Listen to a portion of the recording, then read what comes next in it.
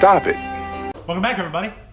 Today, we'll be working on our 1975 Chevrolet Monza. And you might be thinking to yourself, that is not a Chevy Monza, that's a 69 Blazer.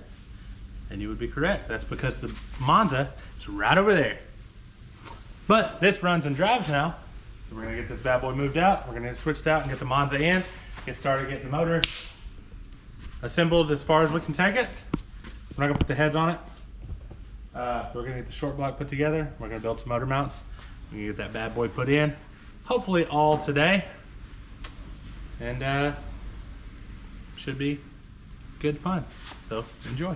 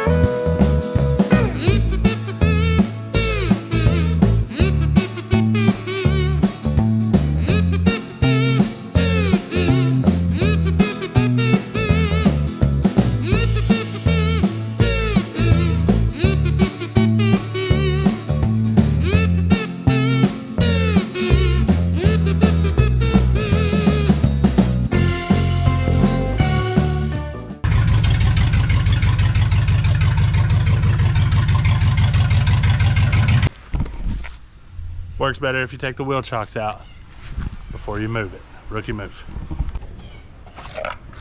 Nice.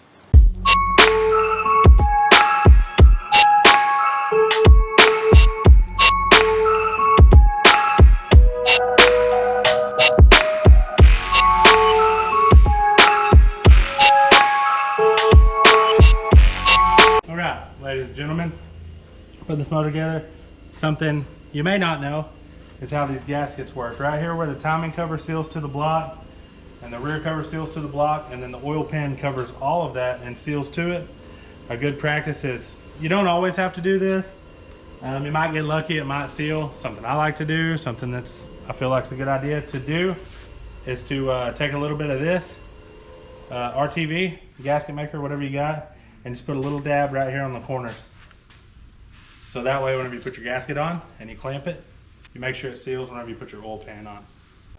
We need to make a plate that'll bolt to 3 of these holes. These holes are in 3s, and there's 4 sets of them so that you have the adjustability forward and backwards. And so I need to somehow draw out what I need here. So how do we do that, class? That's right. We take a piece of cardboard, we cut it, we draw it, we lay it in, we make sure it's fitting. We make a template out of it that we can transfer over onto the piece of steel. All right, ladies and germs. This is the piece. The piece that we made here. I had to elongate the 2 holes here because I missed. No way around it, I just missed. So I just made them work. Anyways, those are the pieces we made. We got the flex plate on. We had to elongate these holes to fit the torque converter. It's one of them things. People are gonna come at me. I don't care, I've done this on every one of them that I've ran an old school transmission in.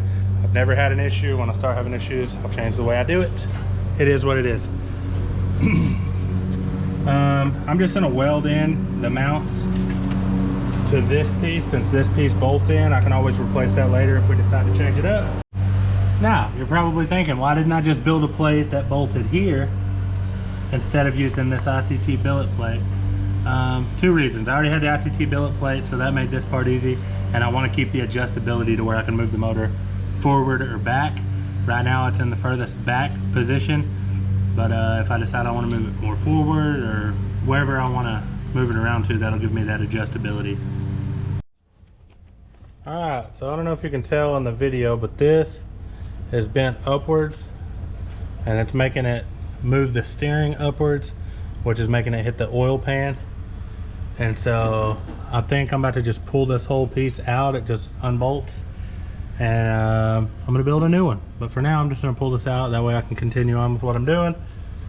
and it'll be out of the way, and then I'll build a new one of these later. Well, good news and bad news, folks. The good news is the LS is sitting in here, and it's got a beautiful ICT billet valley cover. The bad news is it's not mounted, and I guess that kind of goes into some gooder news. I'm putting a manual steering rack off of Mustang 2 on it to drop all that down so we get a little more clearance, so I can drop the front of the engine about another 3/4 of an inch. I'm building the tubular K member that I was showing you a little bit ago, and then we're just gonna go from there. This has turned out to be a lot more of a project than what we initially expected. Heaven's always picking the hard stuff to do. Anyways, it'll be better, it'll be safer, ultimately hopefully go faster. But that's kind of where we're at now. This is our second video on this, so we're going to try to break our Thursday videos up into two video series. So this is the second video on the Monza, and we got to kind of wait on parts now, so we're going to get this moved out of here, get the hood put back on it, kind of let it sit for a little bit, and then get the next one in. We don't know, maybe the Toyota? Possibly. Maybe. We got a 64 that needs an LS swap. Yeah. I don't know. We'll see. Got a lot to think about. We're gonna get the hood put back on this thing and get her moved out, get her stored, and then we'll see you on the next one. Thanks for watching.